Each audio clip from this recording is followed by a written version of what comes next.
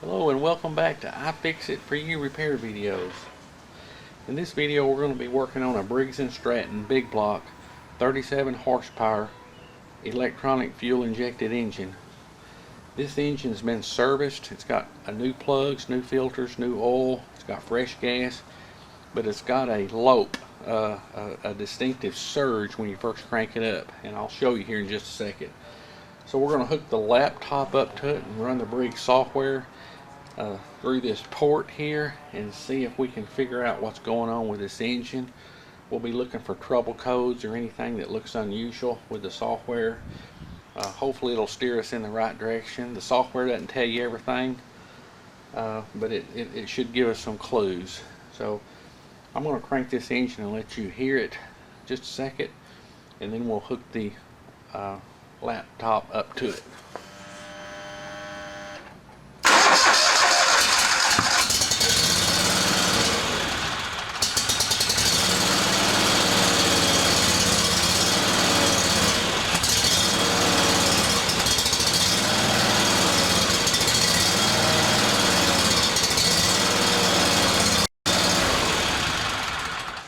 You can see this engine's got that little surge in it. It never goes away. Even when the engine's warm, it still has that little surge or that little bounce. So hopefully this Briggs software can steer us in the right direction. So hang on just a second, we'll get it hooked up. Okay, we've got the Briggs software running, hooked up to the engine. I got the key in the on position. I don't see any trouble codes or anything like that in the software. Everything looks okay here to me. The software is not really giving me any clues as to the problem. I can check voltage on all my sensors. We're going to crank this engine up, let it run a minute. I'll take a few screenshots that I think you'll be able to see better.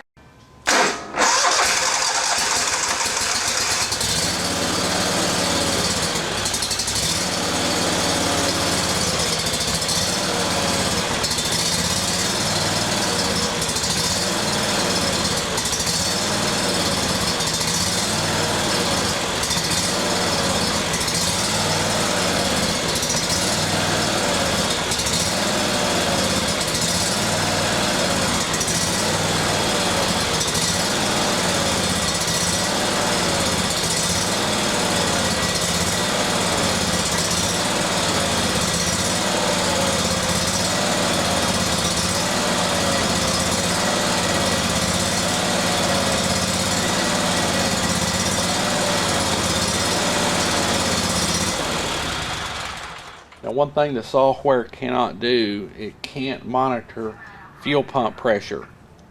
High pressure fuel pump is right behind this cover.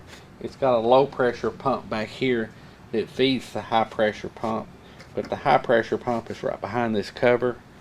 It should be putting out about 39 psi, 39 pounds per square inch. So we're going to test that and see if that's pretty close. If it's more than a couple of pounds off that, we'll replace that fuel pump.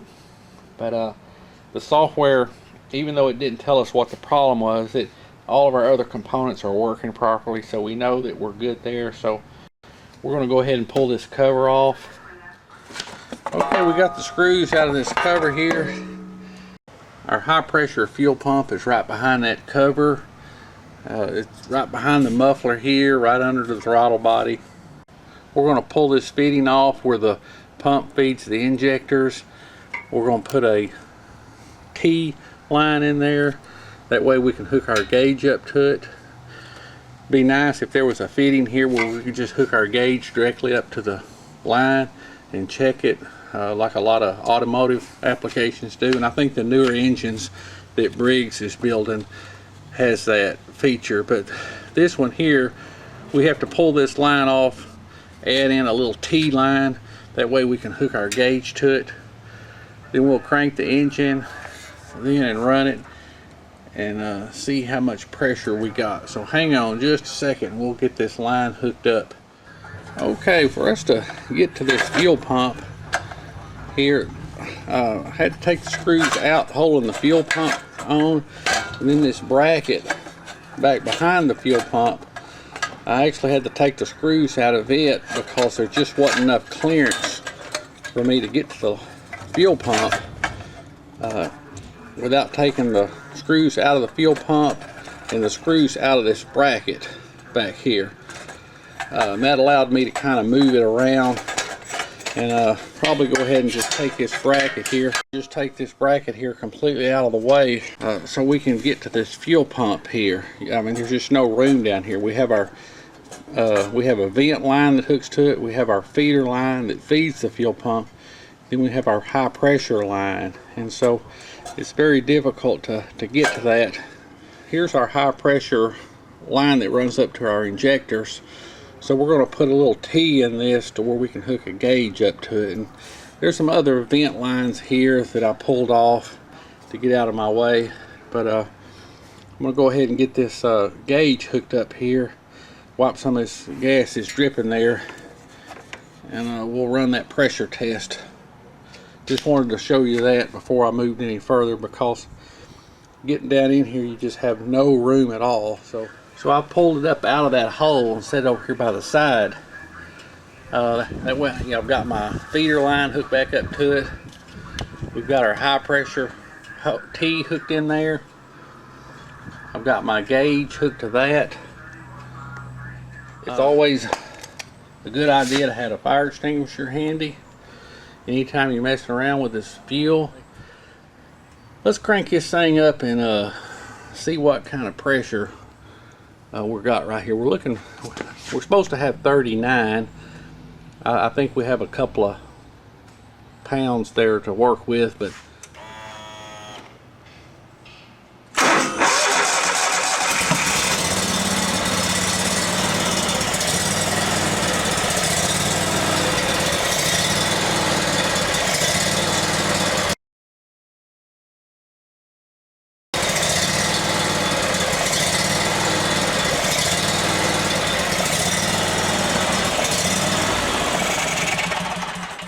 there's no use running this thing till it gets hot. You can see that we're struggling to even get up to 30. I think that's about 25 right there. So that fuel pump is definitely bad. We're going to go ahead and grab that new fuel pump.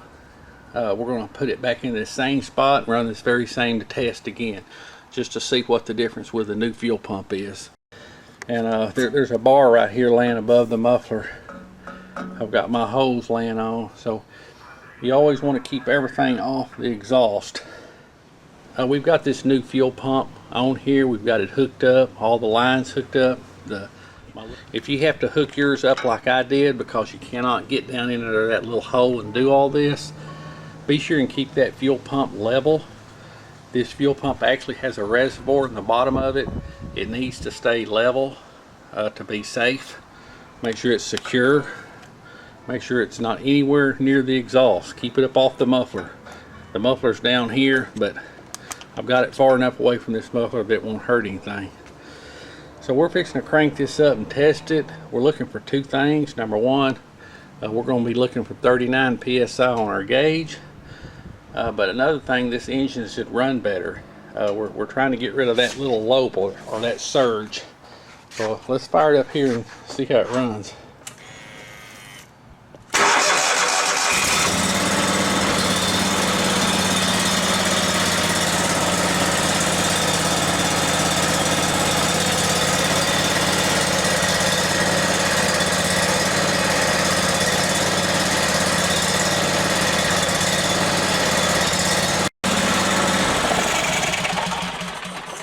That is perfect there. It doesn't even run like the same engine.